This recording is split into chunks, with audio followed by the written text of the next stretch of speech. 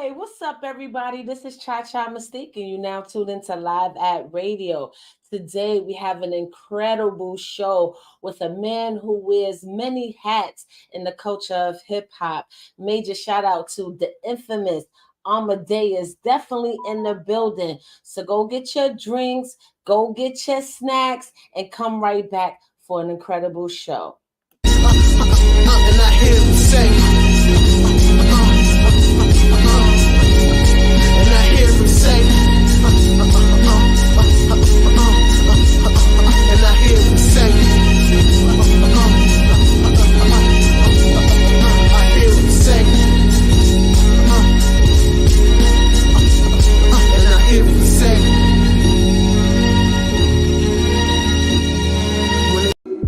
Disclaimer. Copyright disclaimer under Section 107 of the Copyright Act 1976.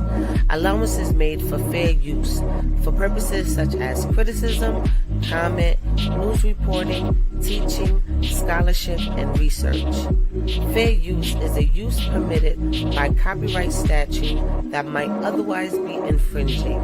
Non-profit, educational, or personal use tips the balance in favor of fair use. So strikers, no strike me. Yeah, strikers don't strike me with your hating asses. And without any further ado, the infamous Amadeuz in the building. What up, what up, what up, what up with your hating asses? Stop hating. Stop hating. They stay hating on me. I be getting all kinds of strikes and shit. I be using like information and stuff to like validate my points or showcase something that's going on, and motherfuckers be hating on me. I don't know what that's about. You know what it is. Hate a lot of times be insecurity within yourself. Not accepting blame or placing blame on others or why you're not successful. You know how that shit goes. You just gotta ignore it. Just keep pushing. Yeah, I'ma always do that. But anyway, it's about you tonight. So I kind of want to start off at the basics. You know what I'm saying? The infamous Amadeuz. Now, Amadeuz, that's a powerful name right there. Outside of the other producer that has that name, it has a historical background to it. So what made you use that name as a part of your moniker? Yeah. Well, my name is actually Infamous. But the way that I ended up writing it, people assume that I go by Amadeus, but it's actually Infamous or Inf, like people that know me for sure. But I wanted my name not to be one word or like literally a name. I wanted it to be a title, like the Notorious B.I.G. So I adopted Amadeus because Amadeus is Mozart's real name, first name. Yes. So that was a logical thing. And then instead of having THE, I put DA and the infamous Amadeus. And infamous or inf was something that we used to tag when we were younger. So people used to call me Inf for short.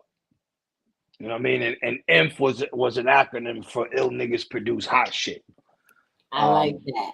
That was way back before any of this. But it's still with me. And then it's like, even now that I'm a DJ, I branded the name so much especially during my film time, right? I branded it so much that it didn't make no sense to add a DJ or to change anything. So it just stays as it is. Yes. And it makes sense because you wear many hats, but we're going to get to those hats. But before we do, I kind of want to finish up with the name. What was it about Mozart or Amadeus that had you intrigued enough to carry on sort of the kind of that legacy? Because I kind of think you did, and you're doing a great job with it. But what was it about his character or his persona that made you adopt that? I think it's more about the mystique of the name. It's almost like, Beethoven, where it's this like mystical figure that we all aware of. And I mean, these guys lived like in the 1800s, right? So, I mean, to be talking about it in 2023, I guess ultimately that was why I chose to take the name. It's something that like the imprint of the person who was actually named that is forever lasting. Like we'll be talking about this 1,000 years from now, right? So it wasn't so much about the particular person. I think it was more about the impact that was left on the branding of the name with the talent and the character and everything that had to go with it. Yes, that is dope. Now, when you how long ago did you get in the game and where do it start? Because when I'm looking at you, it seems like a lot of the stuff that you do is self-taught. So what Yeah. was the first love out of all of the hats you wear that broke you on the scene? I mean, it was always rapping, obviously. I started as an MC producer. I've been producing since I was 15. Um, so I'm 40 now, so that's how long I've been making beats. And writing was always a natural thing to me. I remember early on we couldn't count bars, so I used to write Tupac's lyrics down.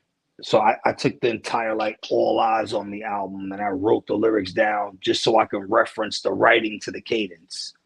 And that's how I learned to formulate bars. But as far as like getting into the industry, at some point I had made a conscious decision that maybe emceeing wasn't going to be my path, especially when music was changing.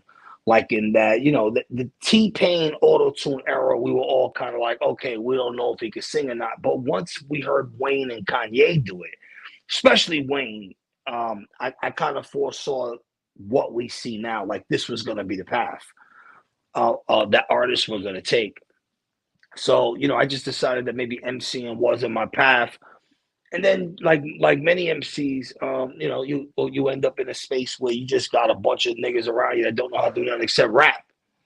Right? Everybody know how to rap. Nobody know how to do the artwork. Nobody know how the business work. Nobody know how to properly register with Sound Exchange and at that time ASCAP and BMI. No one understands how to do anything except write rhymes. So me and my wife, we decided to open a modeling company called Get At 'Em Girls.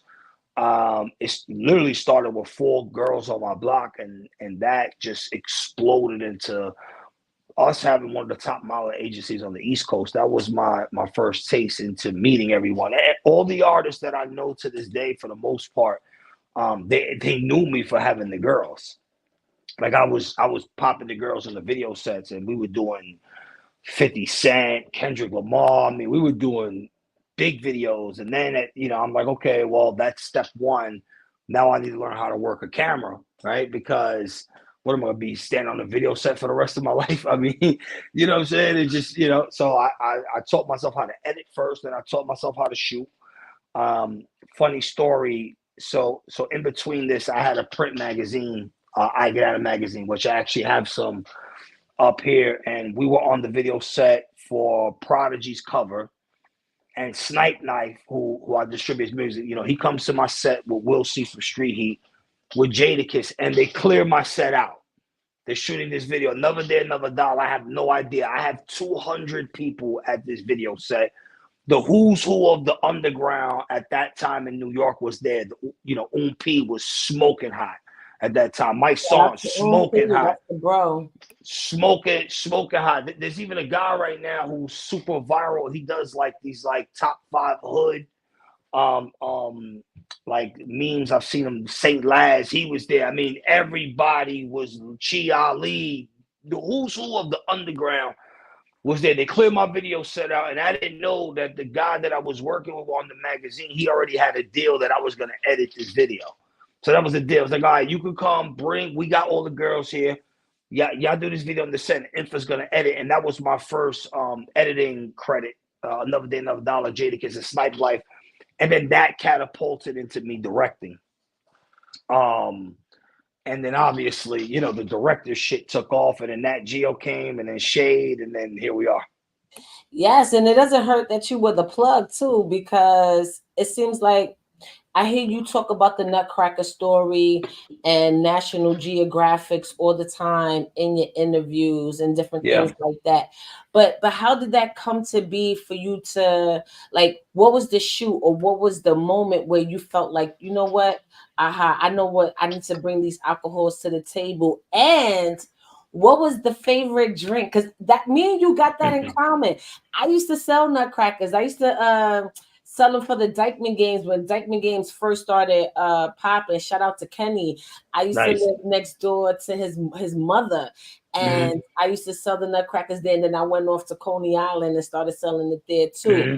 But what was your favorite drink to concoct? What was the hot seller of it all? But what was the also the moment that you knew that you had to provide this, and you had an audience for it? Yeah. I mean, as far as the flavoring goes, I mean, the classic watermelon is always the go-to, right? The classic watermelon. It reminds people of the Chinese Tupperware cups that they used to get. But I used to sell most of the Blue Hawaiian. So Blue Hawaiian was the one that would sell the most. The only way I can explain it is probably like a blue, like one of them blue 50-cent ices that you would get, something like that, but in an alcoholic form. And I mean, Nutcrackers honestly was just a way to get extra bread. Like, I mean, it was a way for me to triple my income, especially on the video sets, because I remember we were doing Waka Flocka and Mano. I wasn't shooting the video, but I had the girls in the video, and we were in a random warehouse in Brooklyn. And there's like 500 people on this set. It's a Sunday, there's no liquor. I have like 500 Nutcrackers. So I'm selling out in like a half hour. There's no liquor. It's hip hop. There's no alcohol, and that's how my version of it. Because again, I didn't create the Nutcracker, right? And but my version of the Nutcracker catapulted because of the environment that I was in. And then yeah, Nat Geo caught wind, and they came and that as I've said many times, that literally changed my life. That decision, and my mom thought I was psycho, for doing it, but it is, I knew that there was always a bigger goal. I tried to continue to be as forward thinking as possible and try to see the plays on the chessboard before they happen. So ultimately, like me even agreeing to do that was because I knew that somebody would see me and ultimately I would land in a better position, which I have. Yes, you damn sure have. Now, how did It's a Go TV come about? The classic. All right, you dug. Yeah, so It's a Go TV was my public access show, and you're the first person to ask me about that, which is crazy. So It's a Go TV was my public access show. I believe it was on Fridays from like 11 to like 1. And it was basically like a top 10 video countdown. So we would like just do random stuff like, Dominican Day Parade. We film myself for like, an hour. And then I would take like 2-minute intervals and place them and then put videos in between. And then Yeah, spread you and had then some spread out. classic joints. I was looking at them. Eric Sherman. Oh, why Yeah. do I keep calling him Sherman?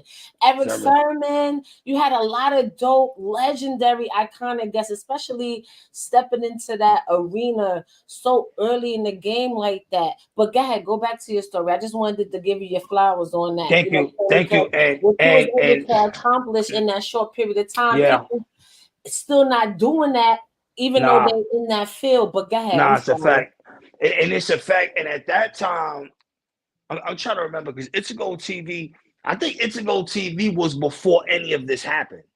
So this was even before the modeling. This is just like regular come up, and not to skip too much. This is why I always make sure that I take as many interviews as possible because I know what it is to be in that space. Like you said it. Like that was me in that space grinding. And if you watch those interviews with Nori and Tretch, and I was so not unprepared, but I wasn't a journalist at that time.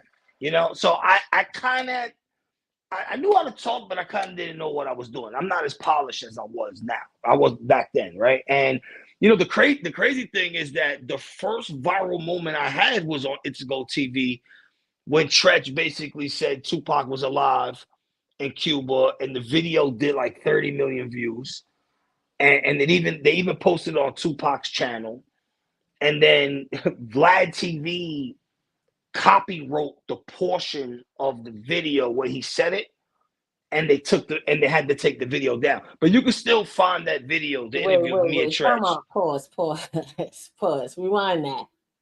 You said Vlad TV copyrighted your work. Yeah, yeah. This is a Cha Cha Mystique world exclusive. I don't think I've ever spoke about this ever. And a lot of shit has happened. So we were at the either Wait, can 2000. we do that, especially if something is already Yes, published? yes, yes, and I'll explain to you why. Please.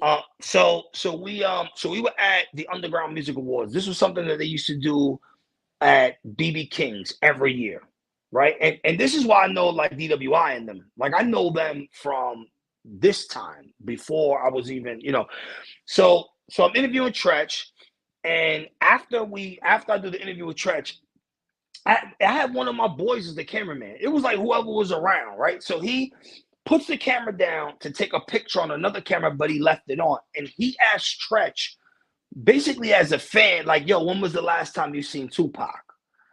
So Tretch is like, he don't know what's going on. And he says the last time that I saw Tupac was in Cuba. And literally, while he said this shit, and literally when he said Cuba, there's another guy that's coming in, because we're on like in a backstage. He's like, yo, Tretch, I just want to shake your hand and yada yada. So if you listen to the audio, literally the guy said Tretch and he said Cuba at the same time. So that was the controversy, and that was the reason why it went viral, because people didn't know if he actually said it or not. But he said it 100%.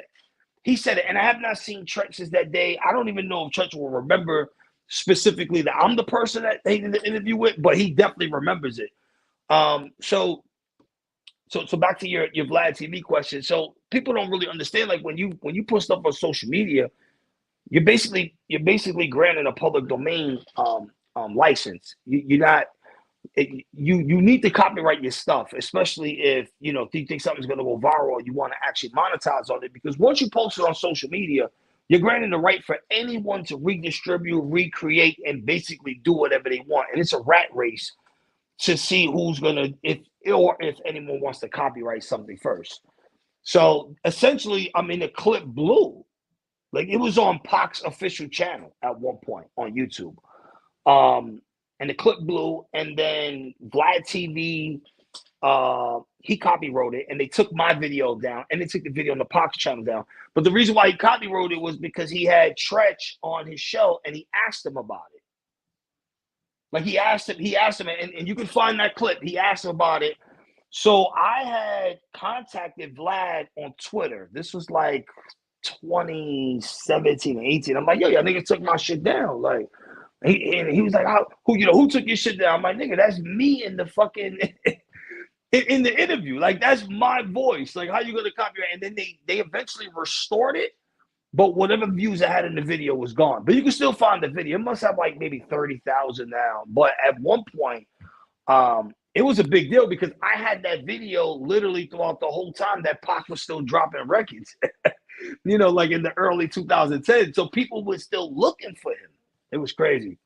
I mean, people still looking for him now, but that's dirty. And that's why, at the beginning of my show, I'm glad you brought up when people post things as public domain, especially if you're having a conversation about it. And what I've noticed, especially on the dirty side of YouTube, like say if something controversial comes up and I'm having a show and I'm referencing a video, if a person hates on you, they'll try to take away your whole page. So that's why I always have that copyright there, even if I'm not using other things, just in case, because especially the dirty side of YouTube, there is a whole bunch of haters over there and people play, silly games. So, listen, I'm just using this as a teaching method, but for somebody to take your content, copyright the shit, and then stop you from using your own shit, that's bananas to me. That's bananas. I didn't know it could get that deep. But what happened to It's a Go TV? Because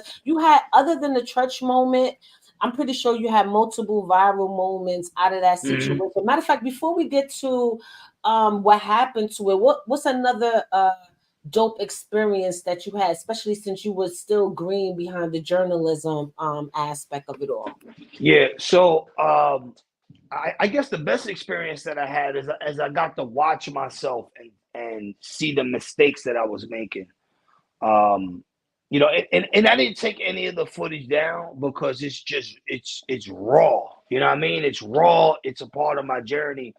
I didn't realize that when you talk to someone, you need to actually look at them during the interview.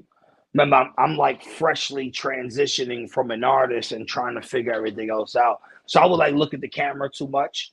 So that was one thing. But again, that was the best thing that I got from it. Besides like interviewing like Run DMC, and I had a lot of people on the show. Yeah, you Ralph did. Ralph McDaniels, Yes. Keith Murray. Yes. I like that There's interview too. The Keith Murray one, that's one of my favorite ones I saw. But go ahead. yeah, Keith Murray, Nori when he was heavy set, Eric Sermon. I mean, there was a lot. You said Eric Sermon earlier. There was a lot of people that I had on that show, but I guess it was my first experience into the journalism world, and then getting to reflect on it and saying, okay, I need to correct this, and this moving forward. Yes, and shout out to that. You know what I'm saying? Because you was doing a lot of that before a lot of people were really, or when it was still fresh. How do you feel? Ever since the pandemic, right? A lot of people jumped on the bandwagon of so-called journalism. Like everybody wants to be a journalist now, especially at a time they wasn't doing it before. Like I was doing it years before the pandemic too. And when this whole situation came about, it was good in a way, but it was kind of heartbreaking to watch people jump in that lane, and I don't want to say dominate, but they was able to, I guess, like the more famous people, if they were famous rappers, famous this, famous that, and the ones that really put the heart, sweat, and tears and take it serious and stuff like that. And now that the world opened back up, it's almost like they abandoned the craft. They abandoned it. You know what I'm saying? So what do you feel about people coming into that lane but not really taking it seriously, especially those who are famous? I mean, I think motherfuckers ain't have shit to do. We all kind of sat the fuck home for 2 years, and especially like a lot of the famous people. I mean, they lost bookings, they lost this, they lost that, so they had to monetize some other way, and they jumped into the journalistic or unjournalistic bag because that was the worst time for podcasting. Yes, it was.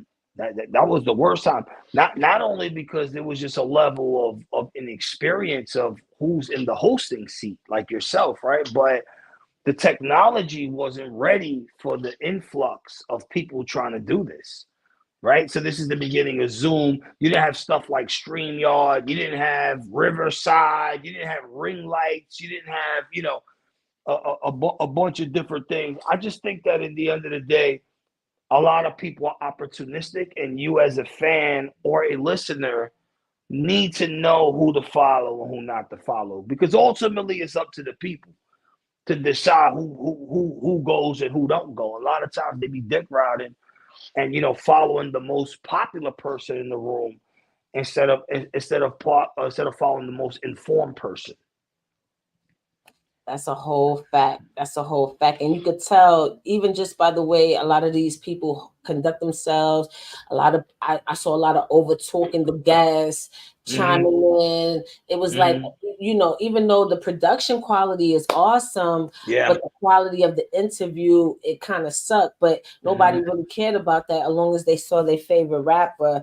But you live and you learn, and I'm glad to see some of the people still sticking around and actually taking it serious. But I'm glad that they see it's not an easy thing. You got to do your research, and a lot of people, you saw they wasn't really doing their research. So after that, what did you speed off into? After It's a Go TV, you started doing the music videos and different things like that. What was your favorite music video to do? I mean, I said it. The most fun video that we did was the Lock Summer's Too Hot video. Because that video, I had like at least like 130 girls at that video, and I'm talking about like damn, you was pimping, sis, big pimping, sis, big. I I had like 130 girls at this That's video a shoot. lot. Yeah, and the record is produced by Scram Jones. This is the first Locks record back together as a group. And we did a spin-off of the Hangover movie. So Kiss wakes up in a Jeep Wrangler with a Mike Tyson tattoo on his face. All the girls are mine, literally, like, they're under my company. And that was a fun ass video because it was the summer. It was just dope. You didn't see the Locks together like that. The most memorable video, of course, is Prodigy, as it was his last video. Yes, So and I do want to talk to you about that, but yeah, go ahead. yeah, that was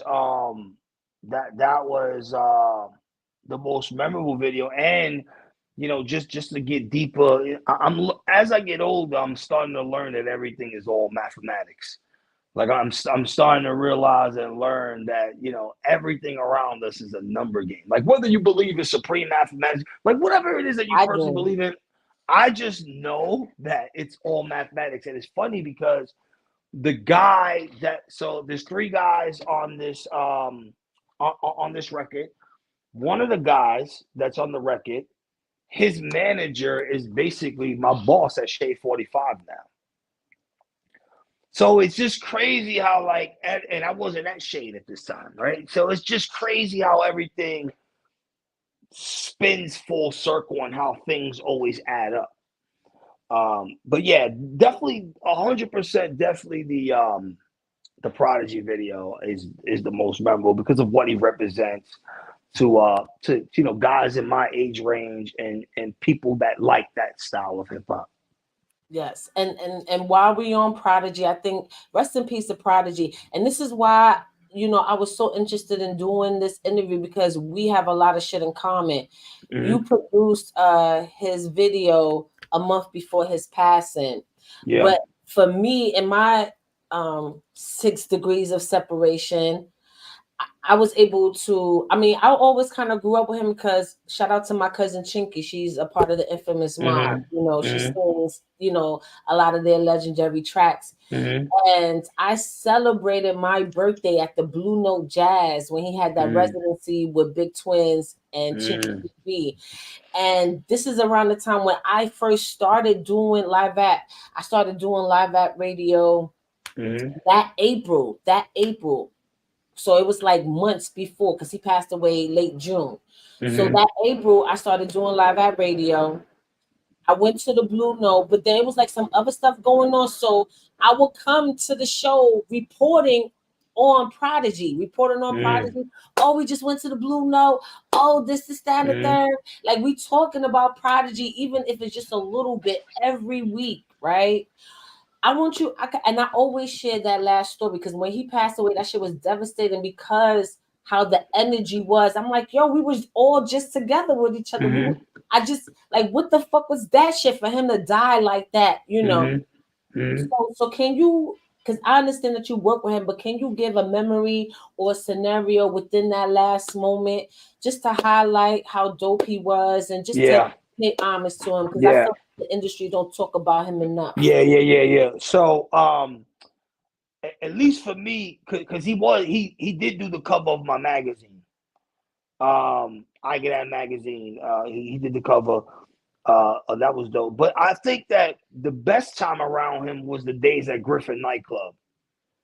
Because Griffin nightclub was like the center of the universe, and Chris, who is now the pizza pusher, aka Stone Pizza, used to own Griffin, and that was basically Prodigy's manager, and that's how we had the link with P. And there's actually a dope picture of my wife. I'm gonna find this picture and I'm gonna DM it to you.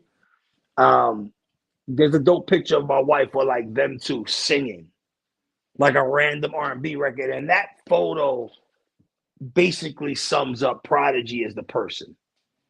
You know what I'm saying? Outgoing, very, very down to earth, very conversational, very smart as fuck, right? I mean, it's smart as fuck. And people often forget that, there was a good 2 years where he was the guy. You know, and there's not that many people like throughout the history of hip hop that have been the guy, especially in New York City, like the actual person. I mean, you got like, you know, Meth was the guy at one time, 50, you know, DMX, Hove. And guess what? Prodigy at one time, he was the guy for like a good 2 year run. Um, and you know, he's missed. I know there's so much controversy around his death. Yes. You know, and his estate, and you know, and all that other shit. But you know, let's not definitely take away, or hip hop not take away, because I know the book left a stain, and I Yeah, interviewed and a Flea. lot of people. Yeah, I interviewed Flea Lord. I asked him about it because Fleetwood was working with him like towards the end. I asked him about it, but you know, I think the book left a stain, and it may have damaged some relationships. But I don't think anyone should overlook the contribution, no matter how you feel. Yeah, that's a fact, especially people from Queensbridge. And I'm gonna say, and this is, I don't know how Inf feels about it, but I'm gonna say it since we're talking about it. I think he carried Queensbridge on his back more than a lot of people who came from Queensbridge. I Correct. always say that. I Correct. understand people feel some type of way, and they defamed his Muriel, and I got the original picture because shout out to they used to have the Lovers Love picnic out there, and we was going out there, and that's when they first put the Muriel up, and I was like, oh, I gotta take a picture. Yo, the next day, that's when they defamed the shit, and I'm like, yo, we was out there, we didn't see none of that shit. What happened? But I'm glad I'm able to have that original picture before they did that touch up, only for them to do it again. But I understand people who are in their feelings, and everything behind the scenes is kind of, it is what it is. But I just want to say, a lot of people who came from Queensbridge, he wasn't from Queensbridge, but he held and carried Queensbridge on his back like he was. And I think Facts. just that off alone should entitle him to way more respect than what he gets now, especially during the 50 years of hip hop. I think he should have been celebrated a little more. A lot of people who fell by the wayside, a lot of people who saw their demise, I think they should have did a better job this year celebrating those lost acts. But anyway, moving forward. All right, so Lord Sear, Shea 45, they saw you through National Geographic, but then you became a DJ. I know you said you produced records and doing all that before, but you stole the opportunity. So can you talk about the stealing of the opportunity and how you became the DJ for Shea 45, Lord Sear? Let's get it. Yeah. So when I first got the shade, obviously I went for an interview. And then share. This is another true story. So share posts my Instagram. He posts my picture on Instagram. He's like, yo, who the fuck is this nigga with the Nutcrackers? Because he got a show called The Drunk Mix. The whole show on Friday from 10 to 12 is niggas calling in, what are you drinking? And they getting fucked up in the Shade 45 studio. I'm on that Geo. Who the fuck is this nigga in the Bronx?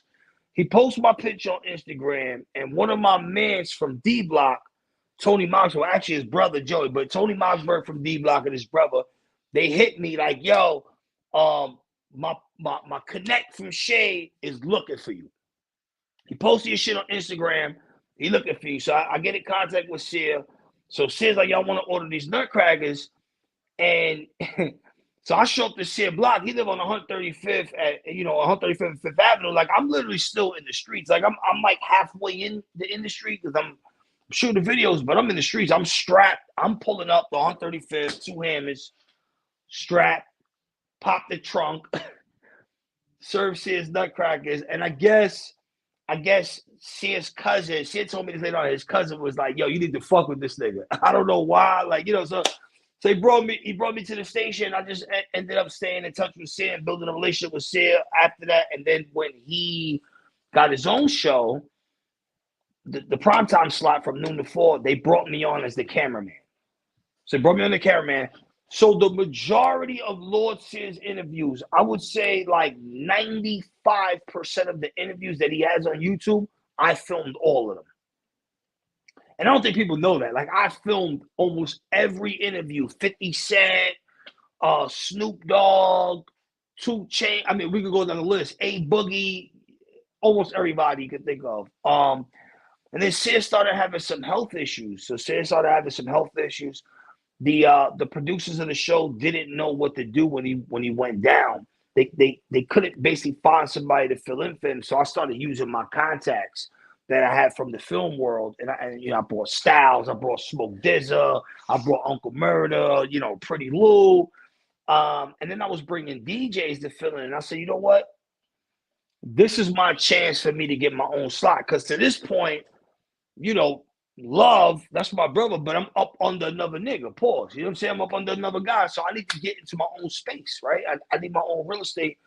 So I bought a laptop, which is this laptop. I still have it. I bought this laptop. I did not know how to DJ. And I was promoting clubs at the same time. And in this one spot that I was promoting at a Wednesday, DJ Self would leave at 3:30. So one night I seen the security guard with an iPod plugged in. I said, nah. So I just plugged my laptop in and I started figuring this shit out. You know what I'm saying? I started fucking working with the house DJs, having the house DJs, teaching me how to work the equipment. And then eventually I said, yo, see, I need my own spot. He gave me, I was on Wednesdays, 3 to 4. I was horrible in the beginning. I didn't know how to DJ. But I taught myself how to DJ, and more importantly, I didn't make any fucking excuses, which is the most important thing. People look at shit like, oh, I can't do this, I can't do that, because you don't know. You got to go teach yourself how to do it. If you really want to do something, you're going to go out there and do it. There's nothing going to stop you, and the only thing that's going to stop you is you making excuses. And I'm literally a walking, breathing testament. I am a whole Shade 45 DJ standing in front of me, right? And the world looks at me like this, but it's fucking crazy when I talk to people who's been there since the beginning, because none of us saw that part coming. Being an entire radio personality. But again, I didn't make any excuses, and I had to drive the determination. And if I want to accomplish something, I'm just gonna go do it, and I'm gonna figure it out, and I'm gonna fall, I'm gonna fail. But on the other side of failure is reward. And that reward on the other side is so gratifying. It's just a lot of people are afraid to fail. You know what I'm saying? They super afraid to fail, and that's why they don't take the risk. But I'm not gonna let nothing block me, or I'm not gonna let nothing block my blessings. And yeah, man, that's kind of like how it happened. I had to get that sound bite because a lot of people really don't understand that. They don't really, get into that hustle. Like, people be so quick to quit.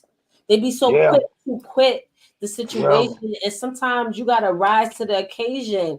Like, well, I'm not qualified. Well, you better get qualified. Like, quickly. People don't understand. Quick, like, you better quickly. Sometimes that knowledge is within you. Like, people don't understand. Like, you gotta make the impossible possible.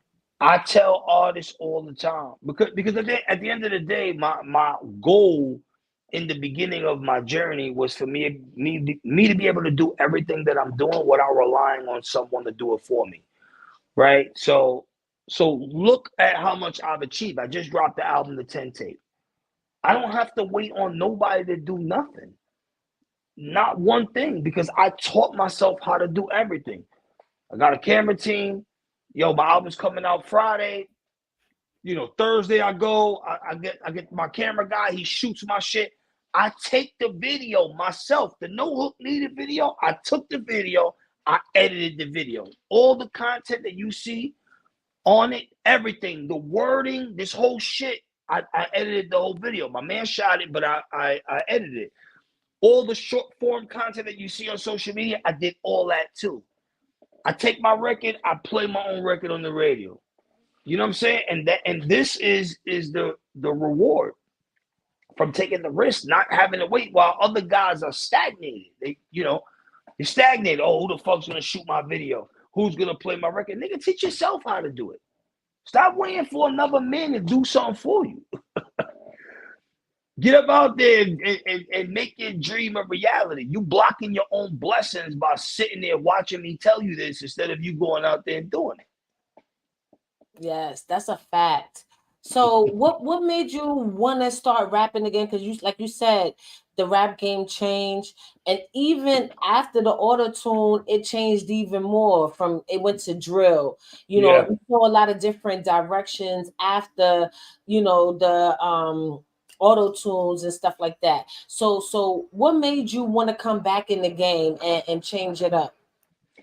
Well, the lane opened up again with Griselda and these things, but also me being at Shade 45 has kept me fully interested in being an MC because that is a real lyrical fan base. I mean, that's Eminem, Slaughterhouse, Griselda's from the Shady Records infrastructure. And shout out to Um, Slaughterhouse. I don't think they get the recognition they deserve.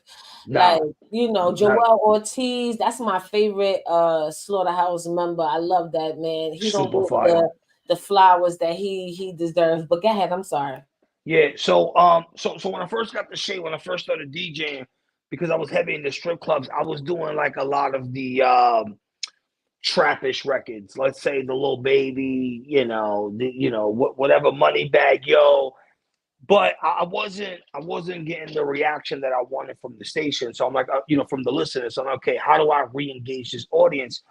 So once I switched to Thursday, I'm like, you know what? I'm gonna do an hour of throwback classics. I'm gonna go 90s, primarily 90s, early 2000s. I'm not going past like 2010.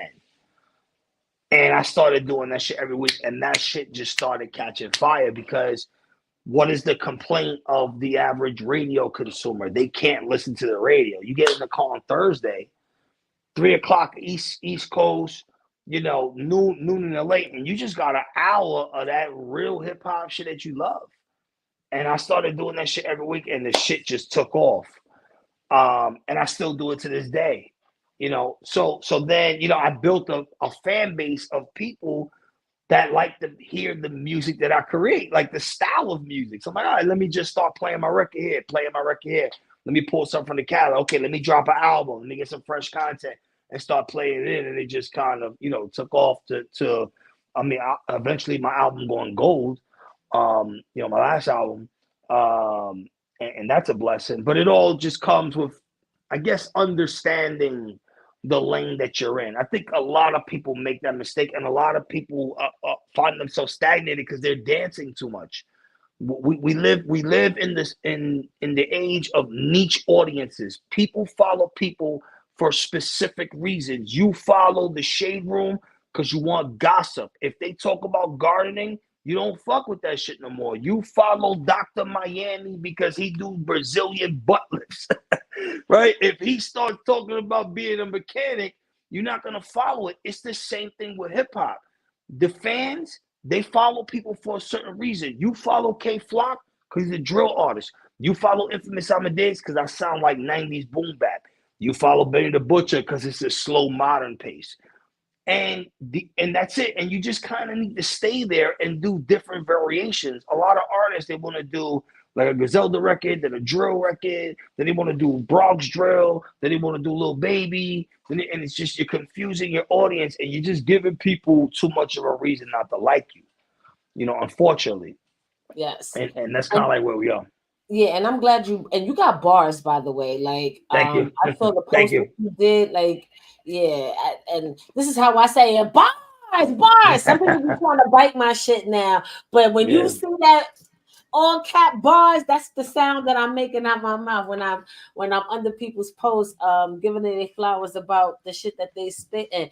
nice. But one of the other things that I like that you do is give commentary about the state of hip hop on Mm-hmm. your social media, Mm-hmm. and you was talking about that a few times, even in other interviews where you was saying New York don't sound like New York anymore. Do you Yeah. feel like that's changing? Especially now where we celebrating the 50 years of hip hop, we see those numbers, how they're doing. We see the decline of numbers from the trap artists and the up Mm-hmm. and coming artists. They're not doing those numbers like how the legends, like how Boom Mm-hmm. Bap is doing. So, what do Mm-hmm. you say to that thought process now? Um, is New York going to regain this traction, or is still looking for a new identity? I think it's still the same. I just think that we had nothing to compare it to prior to Hip Hop 50. The shit been struggling. The numbers been the same. They've been selling 20,000 units. They've been happy with this. Follow academics. You'll see a guy who they invested, $1 gazillion into, and he only did 30,000 units. It's the same thing. Now that hip hop 50's here, you have something to compare it to. The problem is that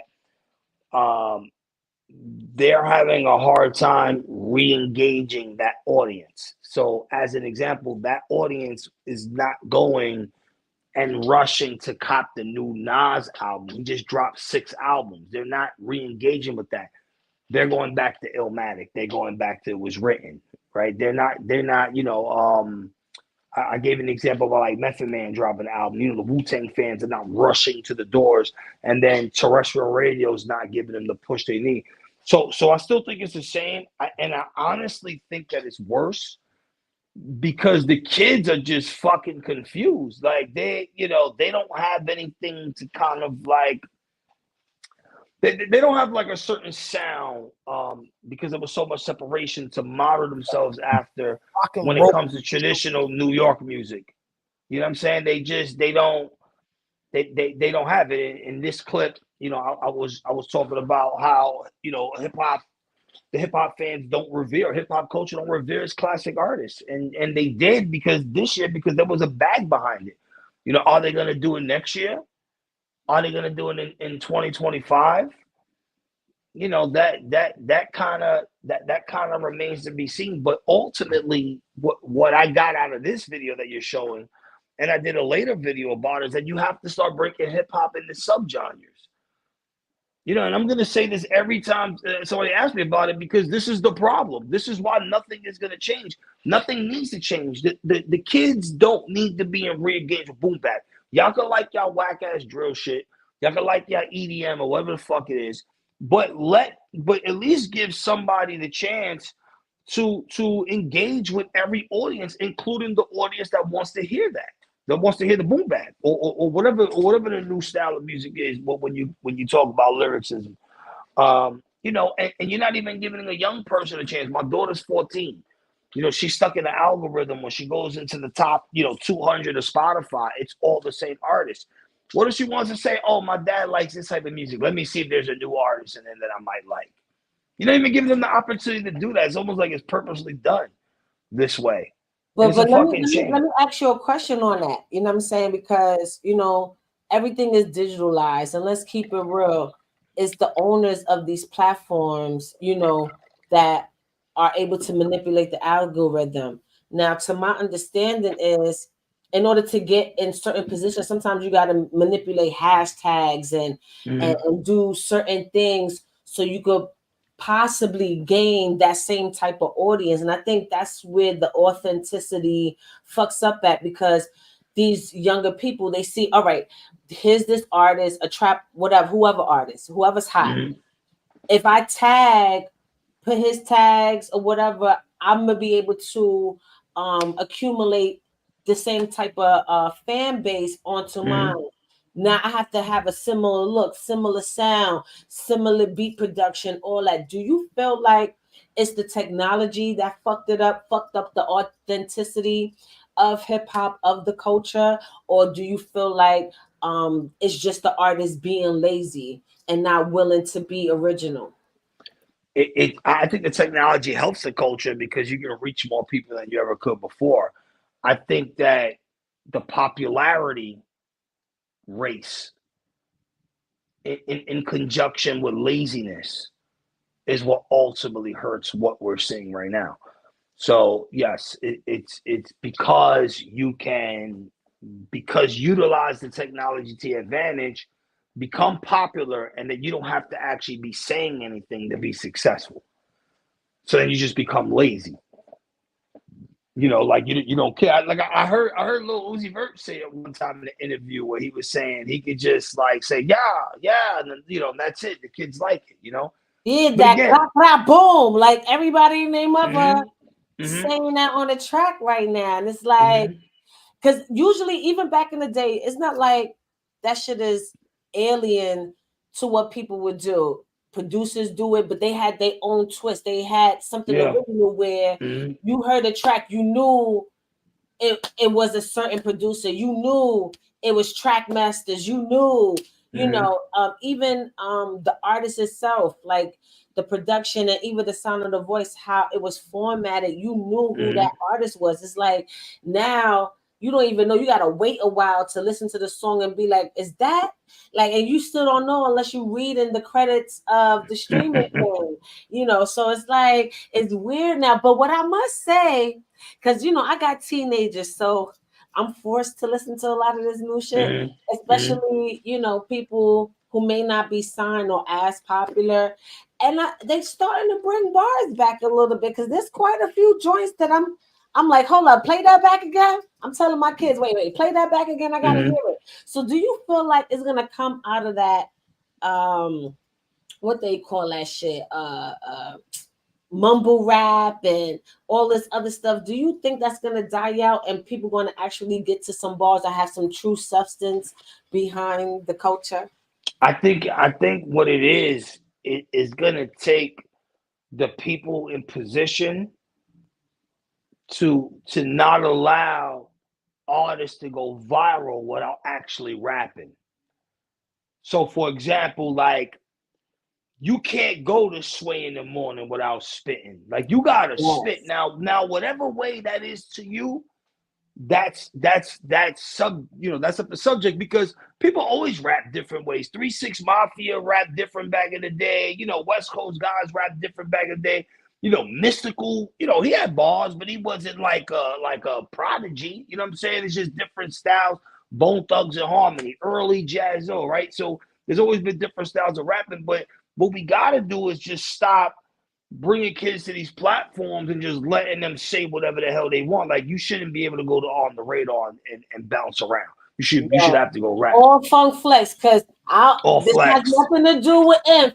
But come on, Flex, you had a few joints up in there that was questionable. I don't know. Or anybody. That's just my opinion. So this is why I created the Punchline Academy. You know what I mean? The Punchline Academy, it was Serious Cypher pre-pandemic, which no one even knew that I did that, like, unless you were in the loop. It was. And if you look at the people that I had at Serious Cypher, a lot of them create the boom bap circuit now.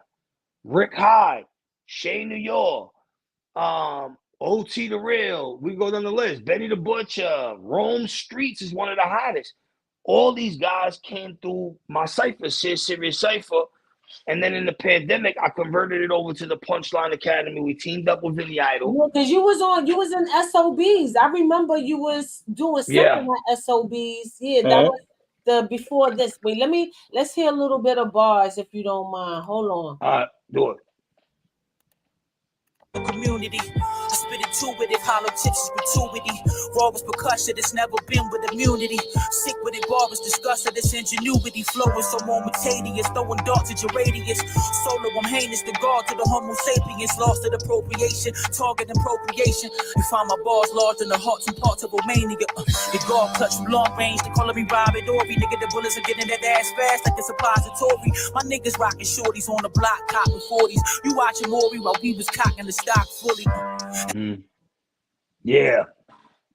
Yes, bars.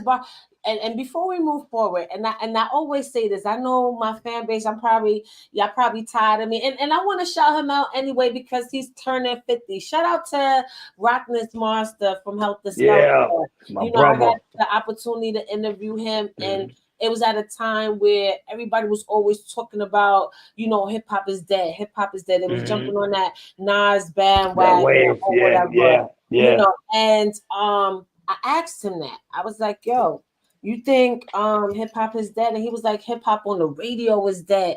And I felt that to the core because I go to showcases. Things like Punchline Academy, all kinds of different things throughout the city, and I'm seeing raw talent. You don't hear that shit on the radio at all. So when he says that, it was like, yes, finally somebody admitted that shit because, everybody give credit to the commercialized, and I don't even want to call it culture, but the commercialization of the culture. People always give first and foremost credit to that shit, dismissing a King Streets, dismissing so many other people. I can't even Mims. There's so many. So fucking many. You Hattie Racks, fucking it's just so many. My mind is juggled right now. But Mhm. you know, you don't give credit to these artists, and they got bars. Not only did they got bars, they are versatile. Where they can be on a trap record, they Mhm. can be on a whatever, you know, a dance Mhm. record and shit like that. But you know, that's why I kind of blame the industry a little bit. But I understand what you coming from too. You know, I kind of blame the algorithm because you know people do get shadow banned. You But know, not to cut you off. Like no it's cut me off. also now again. It goes back to the same shit that I was saying before, right? It's like, okay, people have all these complaints, right? You'll say you'll talk to 100 artists, they'll all say the same shit. Okay, well, did any of you motherfuckers do the research to figure out how to actually make it happen? Did any of you niggas actually do the research to realize that nobody's listening to Hot 97 or Power 105.1? Did you go to Nielsen ratings to see what their ratings were this week? Did you actually go and figure out what the people percentage meter was this week? Did you do that? Did you see what was the percentage of the population that was listening? I mean, all the information is there. They're complaining, but they're not doing the research. There's not one artist on here that will come on your show and will tell you that the number one DJ in New York City is Red Alert. It's not even an argument. It's not even an argument. You can go yourself right now. Go pull you go up right now. When we done with this interview, you go pull up Nielsen ratings in New York. I don't know if you can pull it up here. Go to pull up Nielsen ratings in New York, I'm gonna do it right now. and it'll tell you it'll say Nielsen ratings online, and it'll tell you the top 30 FM stations in New York City, right? And you know the station by the call letter. WBLS is smoking all of these stations. It's not even close. And the reason is because they're playing the programming for the people that are actually listening to the radio. This is the problem with, I don't know if you can zoom in a little bit. I can't. This is New York, right? Hold on, let me see. Okay, original acquired. Yeah. Oh, this is says U.S. You said okay. This is streaming TV. No. Go to Google. Go to Google and look at Nielsen radio ratings in New York City, like New York radio ratings Nielsen, and there'll be a website that'll pop up. And it'll show you the top stations of New York. So this is the problem. It's like the guys, they're going and they're chasing DJs that no one's there. It is. So I can't see it. Can I zoom in on this? All right, here we go. Okay, all right, perfect. Here we go. Okay, so look. So this is how you tell the ratings in New York City or any station, all right? The letters on the left, that is the station call letters. That is the station ID. The middle is the format the station plays. The next one is the company that owns it. And then next to that is what they call the people percentage meter. This is how they measure how many people listen to a station for at least 5 minutes. If you look, wait, don't scroll down yet, because this is going to just prove my point.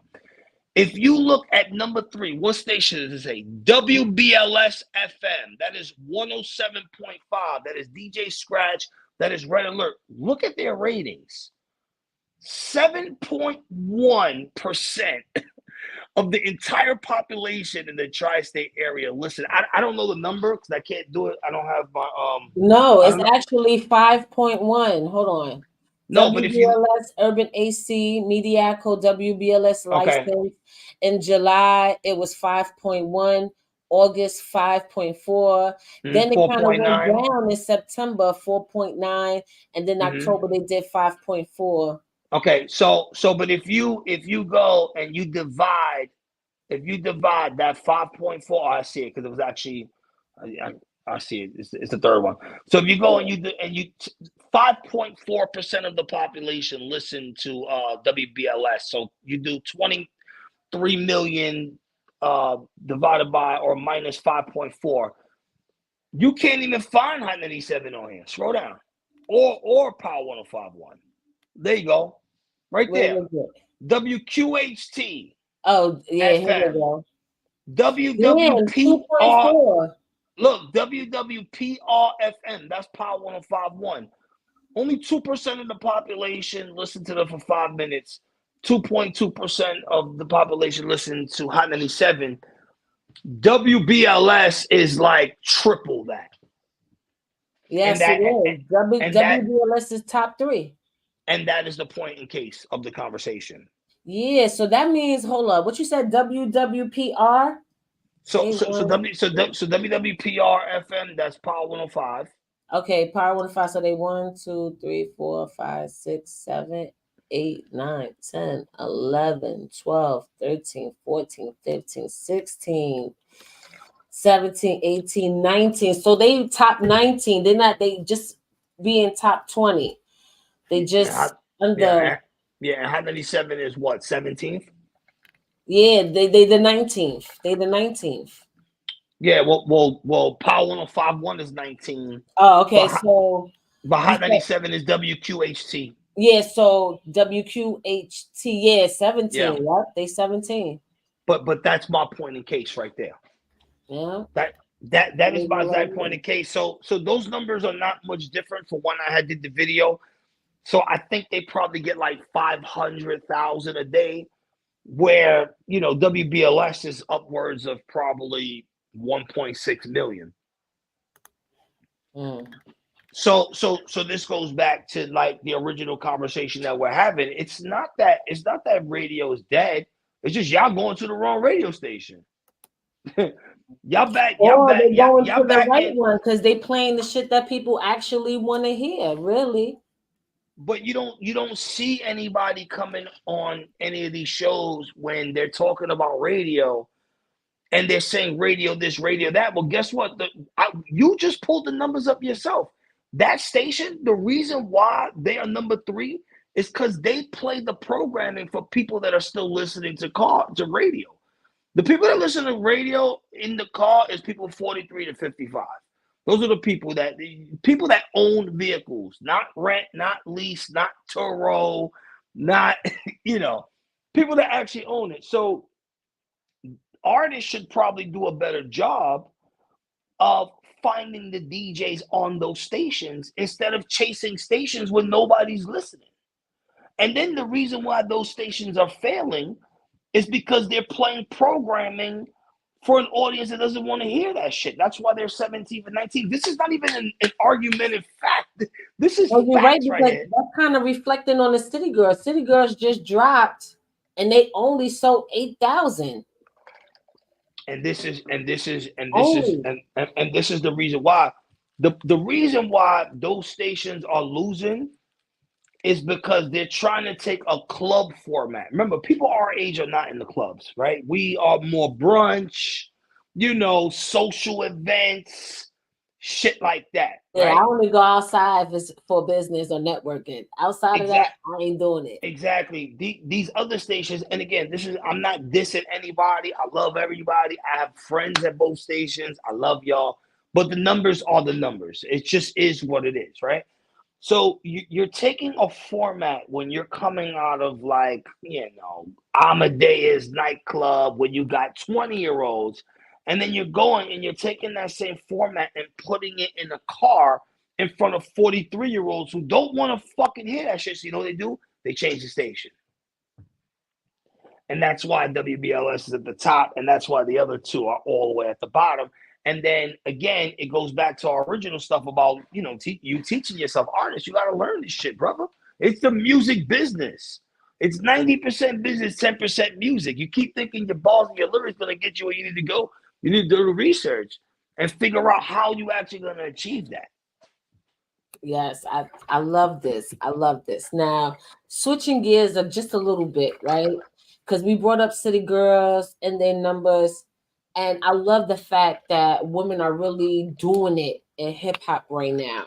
Mm-hmm. You saw that was evident on Summer Jam stage. You see Scarlett doing her thing. Mm-hmm. She's doing a great job and stuff like that. But we had a viral moment this last weekend with Ice Spice. Mm-hmm. Let me get to the clip real fast. just in case somebody missed it. I don't know how you missed that shit. If you missed it, you live under a rock. But yeah. Oh wait, I don't want to play the thing because I don't want any. Now this I would definitely get a copyright strike from The music, yeah. music. Yeah, but um like you said, we just saw the numbers of radio. A lot of people are not really streaming off these streaming services like how people thought they should. Even though the women in hip hop are actually doing their thing, but do you feel like this is like a desperation attempt to keep people in? Like now people are moving forward with this, or this is just where we at in the culture? Every time I see a woman shake their ass in front of the crowd is because the crowd is dead, and that's the only way they can get them to engage. So that's the obvious thing. But I think that the problem is that the artists are not multiplying the numbers because everyone's so focused on creating a single instead of creating a body of work. So, as an example, you're putting all your focus into one record and you're trying to get 10 million streams on that one record instead of trying to figure out how do we get 10 million streams on several records when the album drops. Yes, and on some G shit, I miss albums. Like I even miss record stores. Like I miss Yeah. that whole feel. And somebody posted that, and I kind of got mad about it because niggas is like, oh, I think somebody famous came. I forgot who said it, but they was like, oh, if you got an opinion about, like, everybody want to have an opinion, just let people create. And I'm like, but ain't that hip hop? Like niggas used to, well, I don't know, but back in the day, niggas used to be thirsty for a motherfucker drop album, person's album to drop. It dropped. What did she do there? She took her panties off. Like That was a drop. Well, so she was supposed to be dressed like Betty Boo. Yeah. But that shit looked like a tank top, a long tank top. She tried to wear as a dress and had all her ass out. Like it was out. But then she's tugging on it every second. So you don't even look comfortable, man. Like, I don't know, it was just weird to me. Yeah. And I was like, at that point, you should have been showing your titties too. Like, yeah. Let it all hang out. I've had several interactions with young artists at the station. What I can say about Ice Spice is that she was very articulate, more than I expected. Because if you watch that, you would just think that, she's not intelligent. You would just assume that. But she was very articulate when she came to the station, and she wasn't like Christian Rock, who was just like out of space. I like Christian though. Like she grew on me. Like even my kids were disappointed. I brought my kids to see her. I like that new shit. It's catchy. I brought my kids to see her, and they were just super like disappointed. Really? Yeah, I probably got to see it, but that new single, you can't front like, and then she wasn't even naked on it. But as far as Ice Spice is concerned, it's like, all right, at what point, like, because it's starting to look like it's catching clout. Now, one of the things that I did see in the comments section, I don't know if it was Source or somebody else, but they was like, oh, she did her numbers, good job. So it's like, what are the numbers though? It was a viral moment. Like everybody was talking about her being on stage with her ass cheeks out. Oh, she ran them numbers up. Like, and so I'm like, that's what this is about, doing the most for clout, because that's what it is. Like, how's this the viral numbers on social media turn into streaming? Like, did her shit stream crazy? Did because when you break down the numbers on streaming platforms, you got to do so many streams before you even get a decent amount of money. So at what cost are we doing, and what messages that sending to the future female artists, especially since female artists are dominant? What is the message saying? There is more money in streaming than there ever was in physical sales. Again, it goes back to the math. So just as an example, let's say we went and we bought a Mobb Deep album in '97, right? And we bought that album for $10 at Tower Records. There's 16 songs on that album. They only got paid a one-time sale of $16, no matter how many times the CD was played, replicated, put on Napster, put on mixtapes. All the homies in the hood got the album. They baby mamas, cousins. They only got a one-time purchase of $10 with streaming. And let's say the single got played 10,000 times, right? With streaming, it created residual income for artists. So now that same 10,000 is $28. Remember, they only got paid $10 for the entire album. 10,000 streams alone on one record is $28. If you multiply that by the album, they got paid $447 or $8 for the album. Well, If you that you break it down like that, if you compare it, because the payout rate is the payout rate. What people complain about with streaming is the payout rate. The payout rate is 0.28 cents on a premium platform. So if you're like a Spotify premium user, that's the payout rate. And if you have the platform for free, it's 0.21 cents. But remember, no one has to physically buy anything. No one got to give you anything for you to make money. So there's more money now. But again, like you just said, they're too worried about running it up on the viral side. And then, as I said, they're not concerned about creating a body of work. So this is why nobody's selling shit. Yeah, and then the artist is getting too sensitive because, like the point that I was trying to make, I think so, and I think social media has something to do with it because like the point that I was trying to make before, like that's what we do. We critique, and it's not like we're trying to attack the artist. Like, you know how many times people came at me when Stillmatic came out, and Jay-Z and Nas had this shit. I was on the Nas side. I was in college during that time, and that was the debate on campus. Who dissed who better? Or even when the album came out, as the consumer, as the fan base, that was part of our culture. Oh, you heard the new such and such album? Yeah. Yo, did you hear track 8? Oh, but I think track 7 was whack. I ain't like this. Like, even though I'm a diehard Nas fan, I didn't like Nostradamus. And I'll say it, you know what I'm saying? But that was like the subculture within the culture in the fan base. Now, fans like us, we take this, we got different tools now. We got social media. So when we come on social media and give our take on an album or a song or whatever the case may be, now you got artists trying to, do the most. And I'm like, we always been like that though. Like, that was a part of the excitement of the album. Now we don't even have that. Everything is so microwavable, or it's all these singles dropping. But before, we had to critique the album cover. If these motherfuckers had ghostwriters or they have ghostwriters, you got critiqued on that. And it was our lane. Like, they trying to rob us of our lane. Like, what is that? I don't know. Your thoughts.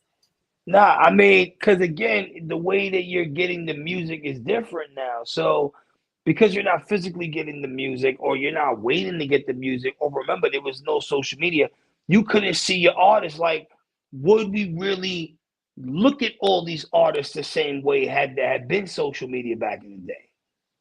Like, we got to ask ourselves that shit. Like, would we like Biggie or Hove or, or Pac or Nas or Big Twins or whoever, if we saw their day to day back in the day? And that is the shit that these young artists got. But again, I agree with you where it's like, it was just a better way of getting music because there was a certain amount of mysteriousness around the artist that you couldn't see the artist. And I think this is why someone like, who does well, like J. Cole does well. He's not on social media all day. There's like a certain mystery around him. Drake, he tries to do it. He gets too engaged when his album's going to come out. But though it's important as an artist that you want to keep like that mystery. And then not only that, it gives us as consumers and fans to digest the body of work, the project, the whole project, you know what I'm saying? And it gives the artist space to come out with videos. Like, people wasn't dropping videos every other day or every week and stuff like that, or dropping new stuff. Like they'll drop something and we get hit in our head with it for some time. We watching it on BT 106 in Park, whatever the case may be. We was able to digest the music, and then here Facts. comes the next single, or here comes Facts. the feature, or whatever. And I think Hmm. that's why it's like too popcorn, and then everybody's on here. It's like too congested. I don't know. It's Hmm. just weird. I agree. There's too much music coming out. At the same fucking time, Hmm. and this, I don't know. It's just it's weird. But anyway, back to Amadeus, because Hmm. you are so unique and everything like that. Thank What you. else that you want to do? Because you wore so many hats, you did so many things, you spoke to so many dope people, dope amazing people. What is next? Because you dropping this new album. So is it dropped already? Because Yeah, we it's already out. saw the The 10 video. tape. So Yeah. yeah, give your shout outs to those who helped along the way.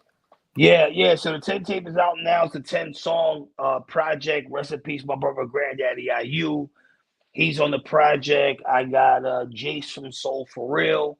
The kid that, well, he's a grown ass man now, but he sang Candy Rain. He's on the project. Paula Perry's on the project. I got the army. So anytime I do a project, there's always some calculated chess move. I don't just do things just to do them. My last album, Any Day Now, I was showing a lot of vulnerability on that project, and that's why that project did so well. I was showing like infidelity, custody battles, while giving you a good time, giving you some bars, and kind of like painting the picture of the surroundings, especially because the album dropped in COVID. So that was good. This album, it's more about me raising the bar lyrically, just showing what the 40-year-old Infamous Amadeus sounds like, as opposed to what some of the people may heard, like in my early days, in my 20s, and also engaging the fans that we had just spoke about, right? We kind of have made it a fact that the people that listen to radio are in this age bracket, right? And those people in that age bracket have a tendency to kind of like these DJ Premier gangsterish sounding, super boom bap type of records. So that's ultimately what I decided to do on this project, is to give you like a 10 pack of that. You know what I'm saying? And that's what the 10 tape is. Yes, and I was listening to some of the tracks already, and I really love it. And like I said, I love your social media. I love how transparent you are, Thank you. and I love your boldness of the Thank things that you. I don't know if you see me in your comments that like that's right. Like when you were talking I, about the founding fathers, and I'm thank like, you. yes. And when you really I'm not going to get into that right now, but when you really kind of push that envelope, you Thank say a you. lot of shit that a lot of people be Yeah. scared to say. And Thank I be you. looking that shit, and I be doing that too, and I be feeling like I be by myself, like I be Nah, like, you just gotta go. Like you just gotta go. Like the most controversial video that I had was saying Hov was not a top five. That I was mean, like they were as killing far as like me in the sales, comment. I think shout out to Bullets Gotti, because me and him was on Clubhouse, and I kind of debated him on a little bit, but he kind of like how you brought the stats about the radio station. Yeah. He brought the stats. That nigga really wasn't really number one like that compared to the counterparts that was out at his time. You would have Oh, thought did he? Yeah. you would have thought this nigga was Yeah. did mad Like number like the guy, ones yeah. compared to a No, lot my of other my niggas, and he wasn't. my argument for saying Hov was not top five is just the amount of rhymes that he's taken from so many people. Like, forget Big. Like, you got every artist in the game. Slick Rick. I had said Ice-T, and people were like, where did he get from Ice-T? 99 Problems, you fucking idiot. Like, I'm just saying, like, there was Big L. It's just, so it's almost to the point where it was like anytime Hov couldn't figure out what to say, he just quoted somebody because he was freestyling. Then he snapped back into the bars. But just for me, that kind of like, I'm like, all right, I can't put you just in my top five. top 5 is personal opinion. But people went crazy over that video. Like, you a hater. You Spanish. You don't know hip hop. You light skinned. You know. Then they start getting into that shit. And I was just like, all right. And I had the Boricuas. Yo soy Boricua también. We got a lot of comments. There you go. I had to learn to just ignore the comments. That's one thing about the social media shit. Like, if you're gonna do it, you gotta ignore the comments. And my content went very well because instead of me talking to like how we do on the radio, I'm doing it like this. Literally in the seat that I'm in right now. I'm sitting and I'm just talking to you as the viewer. And it did well. Yes, and I want you to please keep that up because I'll be really looking forward to that. And I think you are real bold about, your stance on things, and it's great conversational pieces. I like the debate. That's why I be on Clubhouse too much. I be in trouble a lot on Clubhouse. I be saying the most. I be really bold with it, and I be doing that on my platform too. But motherfuckers ain't trying to hear that shit. But I be arguing in the comment section sometimes. If I got time, I got some time. I'll be up in there going back and forth, but I don't know. I like it. I get a kick out of it. But yeah, I'm not gonna hold you up even more because I think we covered so much. And yeah, so what's next? What is something in the industry that you didn't tap into yet that you kind of curious about? Because you've done so much already, I don't think anything hip hop. I think I've covered damn near everything. Yeah, I mean, the only thing that I haven't done is give myself a chance to be an artist. I've given everyone else a chance with all the opportunities that I've been able to provide, blessingly wise. I think that's it. I've done everything. I'm in a space right now where it's like I'm trying to figure out my exit. What? Yeah, you have to be in life. You have to be forward thinking, right? And if you just look at the people who are successful, let's say 10 years older than where I am, none of it has to do with hip hop. You got 50, he's in film and television. You got Diddy, he's into alcohol branding. You got Hove, who has a array of things, including streaming platforms, alcohol, sports management. Nas with Hennessy, and he has like restaurants and investments. Not even that. He has like a piece of ring cam, like ring. You know what I mean? So that's where I'm trying to figure out. Like, again, it's trying to learn from the people that went before me. Okay, these guys were successful. People got to remember that hip-hop was our way into the game. It was our way out of poverty, low-income situations, and to get you some money and move you out of the hood. Once you're out of the hood, what are you going to do after that? And that's kind of like where I am at this point in my life. I'm super blessed to be successful, to have met everyone, to just done all the things that I've never imagined. But at some point, you got to figure out what is the end game. And sometimes it just doesn't involve hip hop. It doesn't mean you can't still be involved in hip hop. It's just you need to have realistic expectations about where you're trying to go and where you're headed. Yes, amen to that. Amen to that. And I want to thank you so much for sitting down with me. Like, thank you. I always had a great level of respect for you, just watching you, for quite a few years now, and just being able to really sit down and really talk. Because we went and passed it. We was just at Sean Price joint. You did an amazing posting there. Thank you. Yeah, I love to see that.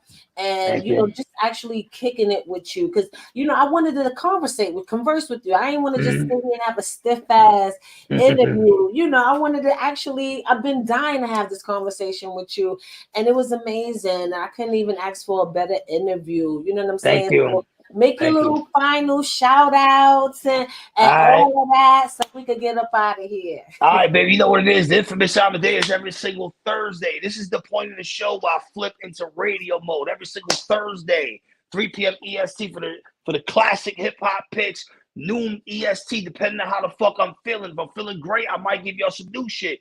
If I'm feeling how I'm feeling right now on this interview, you're going to get a whole bunch of classics and headbangers Left Lane Music album, the 10 tape, is out now. Make sure you follow me at the Inphamus Amadeuz. Shave 45. The merch is up right now. The link in my bio. This is something from the merch store.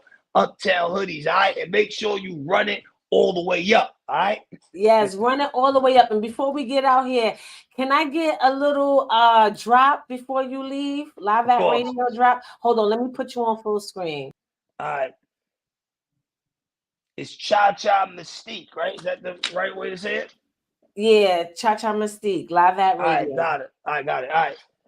All right, baby, you know what it is. The Inphamus Amadeuz when I'm not live on that Shade 45, rocking out in the left lane. I am live on radio with Cha-Cha Mystique, the hottest podcast radio show. You know why? Because I told you so. Run it up.